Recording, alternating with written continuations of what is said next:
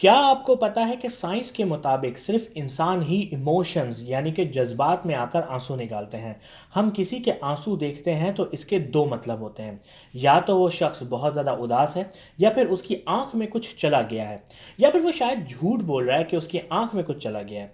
लेकिन आपको तो साइंस में दिलचस्पी है, और साइंस आसानी से पता लगा सकती है कि क्या वो सच में उदास है या कुछ चला गया है। कैसे? Let's find out. This is Gohral Rizvi and you are on my channel.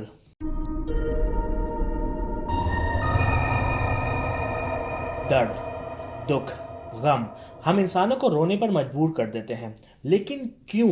आंखों में कुछ चला जाने से आंसू का आ जाना तो समझ में आता है कि हमारी आंख उस कचरे को साफ करना चाहती है। लेकिन दुख में या खुशी में आंसू आना? इंसान तीन तरह के आंसू बनाते हैं। यस, तीन अलग अलग तरह के। ये भले ही देखने में पानी की तरह लगते हों, लेकिन ये तीनों एक दूसरे से अलग होते हैं अपनी साख्त में। तीन तरह के आंसू जो हमारी आंखें बनाती हैं उनके नाम हैं साइकिक यानी कि emotional tears, reflex tears and basal tears. Basal tears वो आंसू होते हैं जो इंसान पूरा दिन ही निकालता रहता है, क्योंकि हमारी आंखों को गीला होने की जरूरत पड़ती है नॉर्मल फंक्शंस करने के लिए।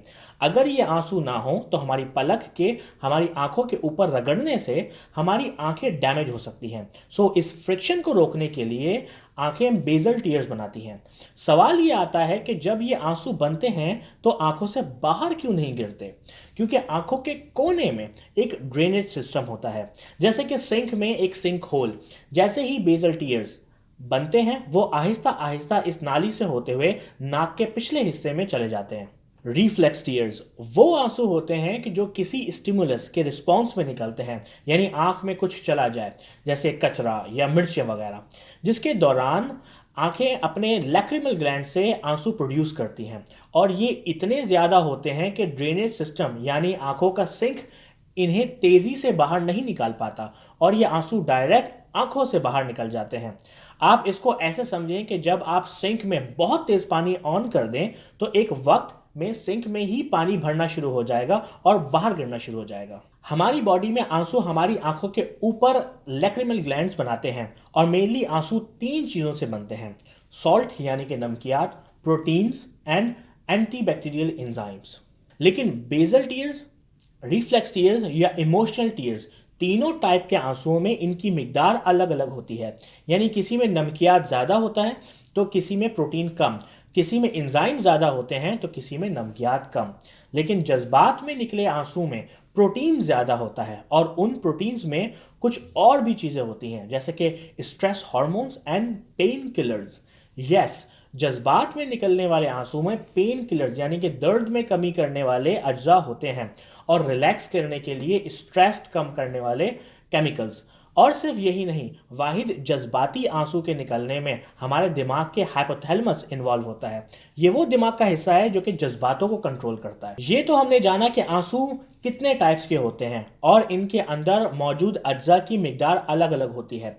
बेजल टीयर, रिफ्लेक्स टीयर्स की तो समझ में आती है, लेकिन जज्बात में इंसान आंसू क्यों निकालता है? एवोल्यूशन के मुताबिक इंसान एक दूसरे से कम्युनिकेशन के दौरान बहुत से तरीके इस्तेमाल करता है, जैसे कि हाथों का हिलाना, मुंह बनाना, आंखों से इशारे करना। उन्हीं में से शायद एक आंसू निकालना भी शामिल है। हम ये रोज़मर्रा की ज़िंदगी में नोटिस करते हैं। अगर कोई शख्स सिर्फ आपको बताए कि वो दुखी है तो शायद आपको इतना यकीन, रहम, हमदर्दी ना हो जितना कि वो शख्स रोते हुए आपको बताए। लेकिन ये मामला सिर्फ रोने की हद तक ही महदूद नहीं है। आप बच्चों में ये ज़्यादा पाएंगे। एक बेबी बोल नहीं सकता, अपनी बात भी नहीं बता सकता। उसे भूख लगे, ये तकलीफ हो या नींद आए तो वो सिर्फ एक ही रिस्पॉन्स देता है, रोने का। और वो अपने रोने से ही बताता है कि मुझे प्रॉब्लम है या मुझे अटेंड किया जाए। शायद कुछ माएँ इस बात को ज़्यादा बेहतर समझें, लेकिन माँओं के लिए अपने बच्चों के आंसू आना एक बहुत ही ख़ास इशारा होता है। बहुत सी माएँ अपने बच्चों के ख्वामखा रोने या असली में रोने को पहचान सकती हैं, जिनमें से एक बहुत अहम पहलू आंसू भी होते हैं। कभी कभी बच्चा सिर्फ तवज्जो हासिल करने के लिए भी रोता है, जिसमें यूजली आंसू नहीं निकालता, लेकिन जब वो सच में भूख में या तकलीफ में होता है तो आंसू वाज़ेह होते हैं। मिसाल के तौर पर आपके पास दो लड़कियां आएं और आपसे मदद का मुतालबा करें, लेकिन एक लड़की सिर्फ परेशान है जबकि दूसरी रो रही हो, तो ज्यादातर चांसेस यही हैं कि आप उस लड़की की मदद करें जो कि रो रही हो। यही मामला मर्दों में तो और भी प्रोमिनेंट हो जाता है। अगर आपके सामने दो मर्द अपनी परेशानी लेकर आए और उनमें से एक रो रहा हो, तो इसके बहुत ज्यादा चांसेस हैं कि आप रोते हुए शख्स की मदद करें। और यही नहीं, अगर ये पाकिस्तान या इंडिया हो तो शायद वो परेशान शख्स भी उस रोते हुए शख्स की मदद करने को तैयार हो जाए, क्योंकि जज्बात के लेवल पर आंसू हमारे अंदर वो जज्बे जगाते हैं जो रहम, तर्स और अच्छाई पर मबनी होते हैं। यूजली एक इंसान से नहीं देखा जाता कि कोई दूसरा शख्स उसके सामने रोए। दूसरे जानवर भी आंसू निकालते हैं, लेकिन वाहिद इंसान ही है जो कि जज्बात में आंसू बहाते हैं। इसके बरअक्स होता है खुशी में आंसू निकालना, जिसका साइंस को अभी तक सही से इल्म नहीं है कि एक्चुअली ऐसा क्यों होता है।